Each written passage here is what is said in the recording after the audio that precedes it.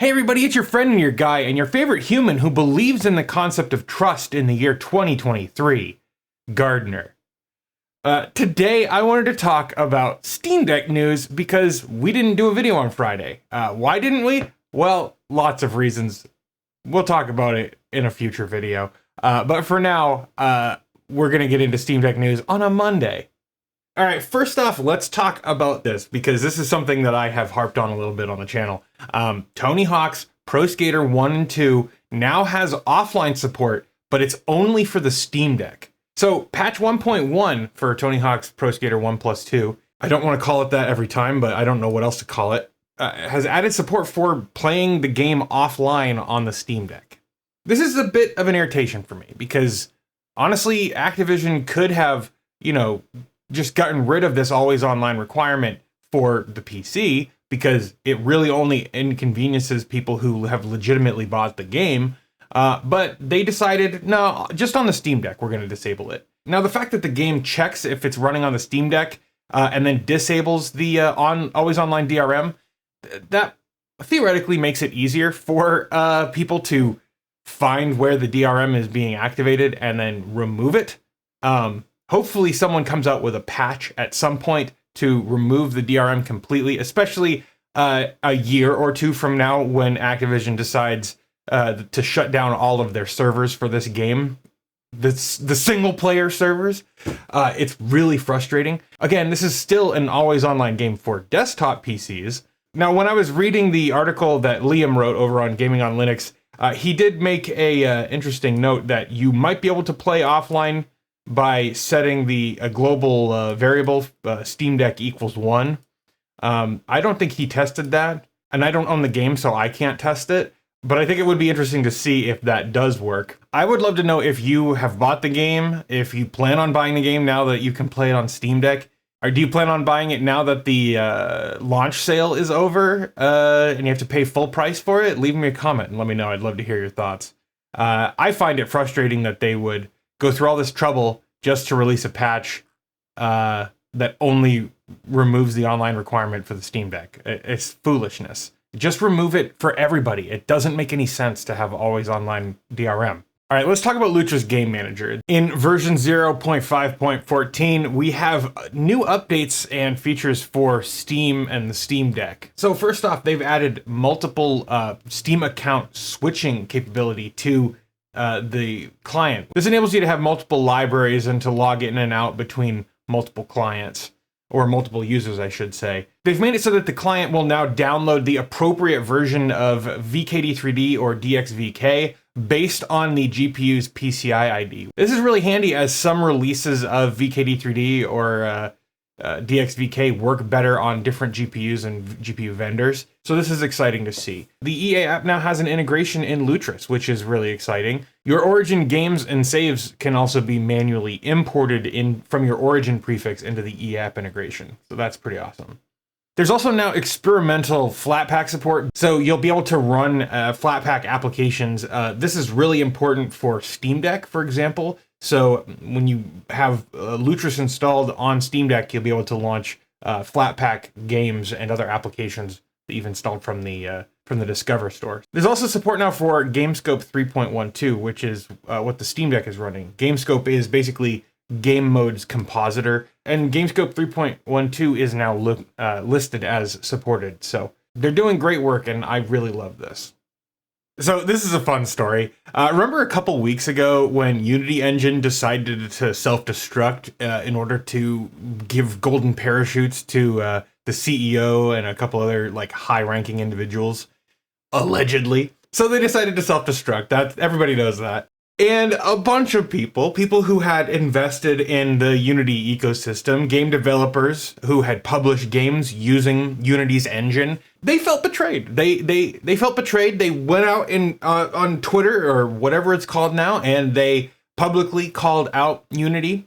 And Unity backpedaled, but the problem is they had already done the dirty deed and they had destroyed their reputation in the community. One of the biggest critics of Unity's runtime fee scheme was Megacrit. Now, Megacrit, if you're not familiar, are the development team behind Slay the Spire. Slay the Spire is the highly successful indie darling that has been around for a while. It was built on Unity, and Megacrit like flat out said they would remove the game from sale if the runtime fee actually became a thing. And as it stands right now, the devs of Slay the Spire, Megacrit, have actually participated in the Jump Ship Jam, which is a game jam that encouraged game developers to, quote, craft a game using an entirely new to you engine or tool based on our announced theme. So for the Jump Ship Jam, Megacrit created Dancing Duelists, which is a, quote, deck-building auto-battler dance-off with a bumpin' soundtrack. The screenshots, the video, it looks pretty neat. The amount of polish here is pretty incredible for just a couple weeks worth of work. And it's super cool to see the team here becoming familiar with Godot engine. Yeah, this is built in Godot engine, and they have released it for free. You can download it on itch.io, and I mean, it looks really great. It looks like it plays really well. I haven't tried it yet myself, but yeah, check this game out. And I think that it's freaking sweet that the game industry, at least the indie dev scene, have accepted Godot and open source as a solution to the problem that they're facing with Unity engine. So go check them out. The game is completely free. You cannot pay for it. And they say that if you want to pay for it, support Godot. So there'll be links below for all of that. Before we move on to the next story, I gotta ask, are you enjoying videos like this? Do you believe in the work that I'm doing here? You can like that smash button down below. That's the best way to tell YouTube you want to see more videos just like this. You can also get subscribed if that's more your speed. Leave me a comment and let me know what you think about any of the stuff we're doing here today. And with that, let's go on to the next story. Now, this has nothing to do with Steam Deck, but I talked about this in my previous video, the Ubuntu Desktop 23.10 issue, the translation issue. Now, if you haven't seen that video, you can check it out up here. But essentially, to boil it down, somebody added a malicious translation to Ubuntu Desktop, and it somehow got merged into the final release.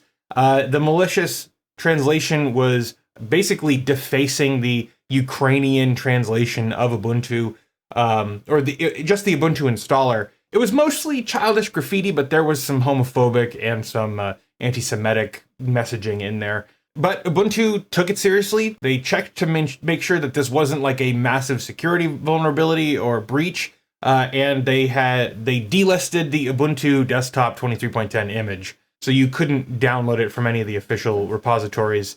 And I think most mirrors actually removed it as well. But it is now available for you to download with the defacement removed. So you can check it out, head over to ubuntu.com, and you can download it there. All right, next up, let's talk about one of my favorite open source projects in the entire world, OpenRA. OpenRA is a remake of the classic Westwood engines. That's Command & Conquer, that's Dune 2000, that's Red Alert.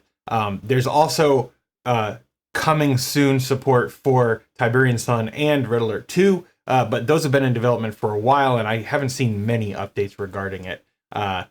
However, it's very cool to see what they have going on with this latest stable release. They had a bunch of tests over the last couple weeks that I have mentioned on the channel here before, and it is really, really cool to see one of my favorite games of all time, Red Alert, have a engine revamp like Red Alert or OpenRA here being constantly updated with new features, new playability, new balancing. So yeah, if you haven't checked it out, go over to openra.net and check out the game. This new release has some really awesome features. It has support for a bunch of classic Red Alert missions. It has support for a couple Command & Conquer covert operations missions. It has a player vote kick system that's now in the game, so you can kick out players who are like spamming or being terrible. There's now support for installing assets from GOG or Steam installs, which is really exciting because a lot of people have recently got the Steam or GOG version of the remaster for Command & Conquer. So supporting installation from that is pretty sick. And speaking of, they're also adding support for the remastered assets of Command & Conquer, which is pretty sick. I go back and forth when I'm playing the remastered version of CNC. Sometimes I like the new graphics. Most of the time I prefer the older ones, but it will be cool to have OpenRA support either graphical set. I am so excited for OpenRA. I love this project. I want to like speed along the Tiberian Sun experience, because Tiberian Sun is my favorite Command & Conquer game, and Command & Conquer is one of my favorite franchises of all time. But with all that said, I would love to know what you think about this. Let me know down in the comments. How do you feel about OpenRA? How do you feel about Command & Conquer? I would love to hear your thoughts. All right, I think that's going to do it for this video. Thank you so much for watching. If you haven't already, make sure you get subscribed to stay up to date with all the fun stuff we're doing here. I really love making these videos for you guys. It's because of you that I make these videos, so thank you. I also want to thank my patrons. My patrons make what I do here a reality. You can use the links below to pledge your support. There's also YouTube membership. There's ViewSync Premium. Thank you so much for watching. That's going to do it for now. Have a great day.